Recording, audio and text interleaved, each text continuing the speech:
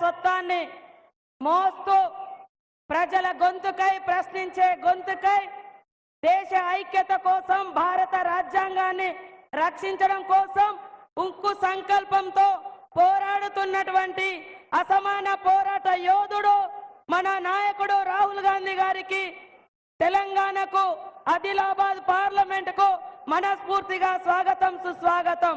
అదే విధంగా జిద్దంటే జిద్దు, గ్యారంటీ అంటే గ్యారంటీ మన సీఎం రేవంత్ రెడ్డి గారికి స్వాగతం. సోదరుడు విష్ణు అన్న గారికి, జిల్లా అధ్యక్షులకు, మరి మన క్యాండిడేట్ కు ఆత్రం సుగుణ గారికి, పెద్దలందరికీ కూడా స్వాగతం. మండ టెండల్లో అశేషంగా తరలి వచ్చినటువంటి మా అన్నలకు, తమ్ముళ్లకు, అక్కలకు, మీడియా సోదరులకు అందరికీ స్వాగతం. ఈ రోజు భారతదేశం అత్యంత ప్రమాదకరమైనటువంటి పరిస్థితి ఎదుర్కొంటుంది.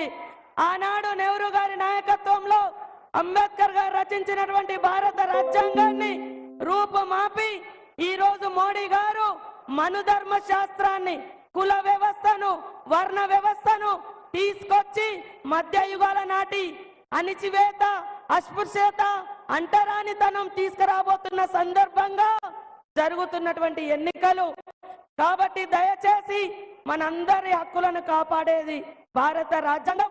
ఈ రాజ్యాంగాన్ని కాపాడుకోవాలంటే మన రాహుల్ గాంధీ గారు ప్రధానమంత్రి కావాలి. అందుకనే ప్రతి ఒక్కరూ దయచేసి ఒక ఆడబిడ్డకు, ఒక ఆదివాసీ బిడ్డకు 75 సంవత్సరాల తర్వాత ఒక మహిళకు మన ఆదిలాబాద్ పార్లమెంట్ లో అవకాశం వచ్చింది. మీరందరూ దయచేసి చేతి గుర్తుకు ఓటేయాలని పేరు పేరున కోరుకుంటా ఉన్నాను.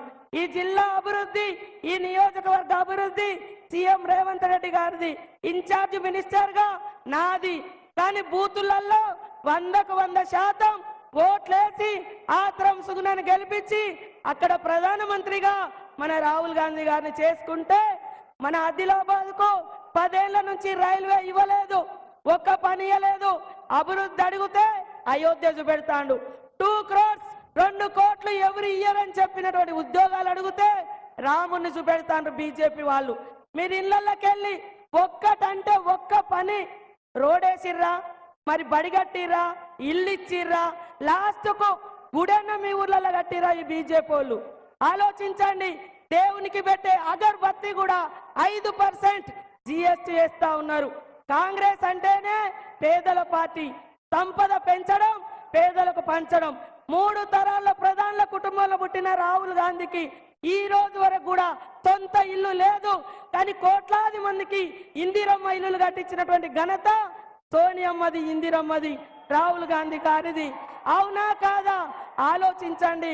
తప్పకుండా ఈ జిల్లా అభివృద్ధి, మీ అందరి గ్రామాలలో సంక్షేమ ఫలాలు అందించే బాధ్యత నాది. మీరు మాత్రం దయచేసి ఒక్క అవకాశం. మోడీ అంటాడు కాంగ్రెస్ పార్టీ పరివార్ పార్టీ, కుటుంబ పార్టీ అని. ఒక్క రోజు కూడా పదవి లేకుండా 15-20 లక్షల తూటుబూటేసుకునే మోడీ పేదల నాయకుడు కాదు, కార్పొరేట్ కంపెనీల నాయకుడు. పేదల నాయకుడు అంటే పేదలకు దగ్గరుండే నాయకుడు మన రాహుల్ గాంధీ. అందుకనే పేదల కోసం 100 రోజుల ఉపాధి హామీ చట్టం తెచ్చిర్రు, పేదల కోసం పోడు భూముల హక్కు చట్టం తెచ్చిర్రు, పేదల కోసం 81 కోట్ల మందికి రేషన్ కార్డులు ఇచ్చి ఆహార భద్రతా చట్టం తీసుకొచ్చిన ఘనత కాంగ్రెస్ పార్టీది. దయచేసి మన అందరి కోసం పోరాడుతున్నటువంటి గ్రేట్ వారియర్, పోరాట యోధుడు రాహుల్ గాంధీ అవసరం మనందరికి ఉంది, ఈ దేశానికి ఉంది. కాబట్టి ప్రతి ఒక్కరు కూడా చేయి గుర్తు మీద ఓటేసి గెలిపించాలని కోరుకుంటూ చేతి గుర్తుకే